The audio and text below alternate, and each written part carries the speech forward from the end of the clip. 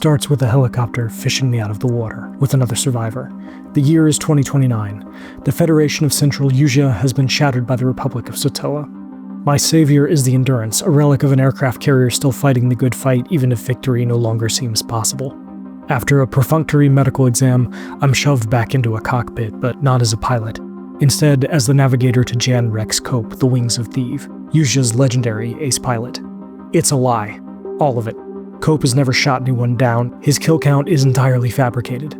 Mostly when trouble comes, he and his squadron kick in their afterburners and run. His job is to stay alive, to make sure that the Wings of Theve lives to fight another day.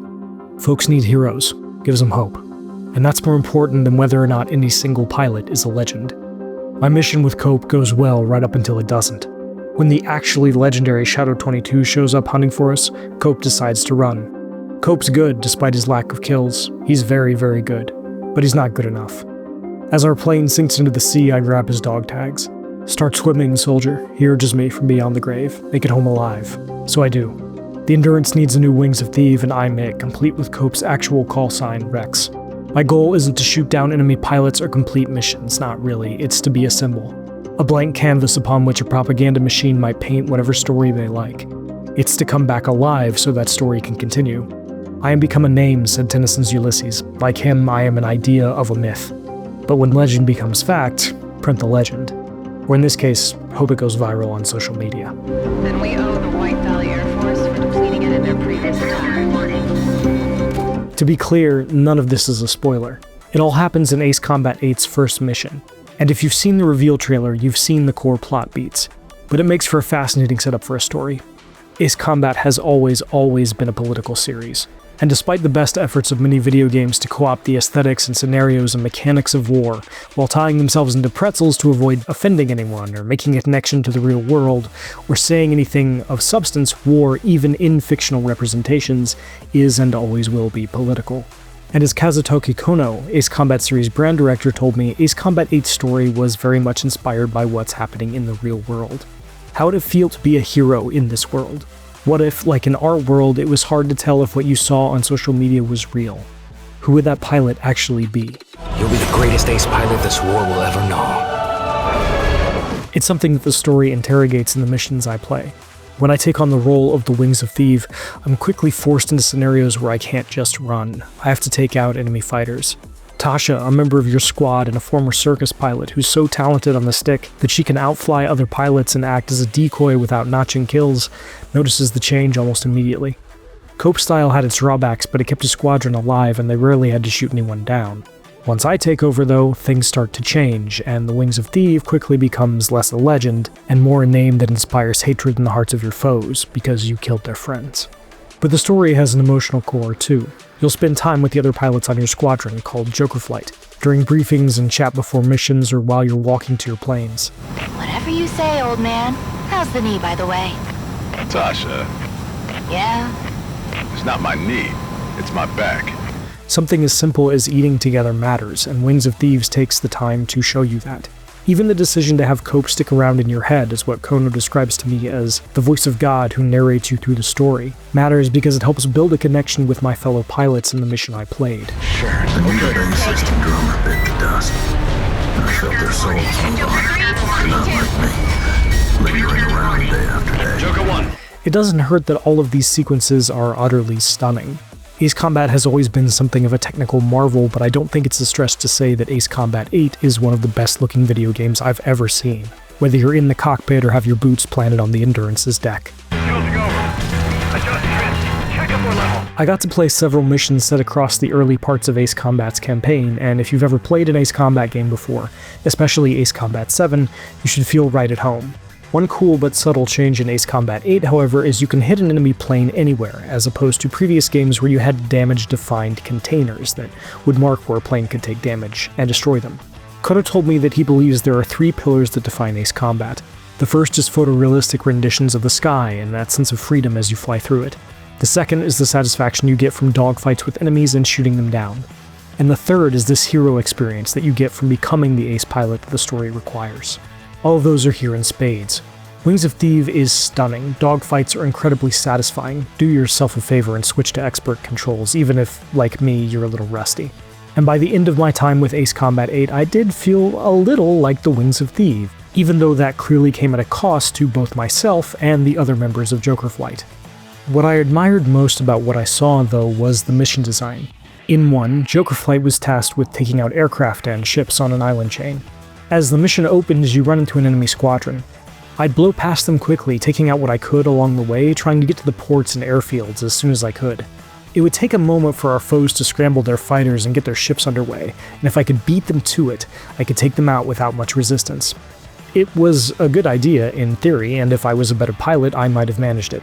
But blowing past that first squadron meant they'd be hot on our heels as soon as they turned around, and that momentary advantage we enjoyed would only matter if we could do enough damage before the ships were out of port and their planes were in the air. What won it for me was a change in tactics. I took out the fighters in the air first, even if it took a little bit longer, but it meant an easier time later as long as I was smart.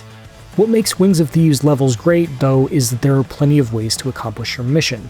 Yeah, my way worked, but I could also have taken a tricky shortcut through a tight tunnel, racking up points and kills along the way. How you approach a mission is up to you. Part of that starts with the aircraft and weapons you select before each mission.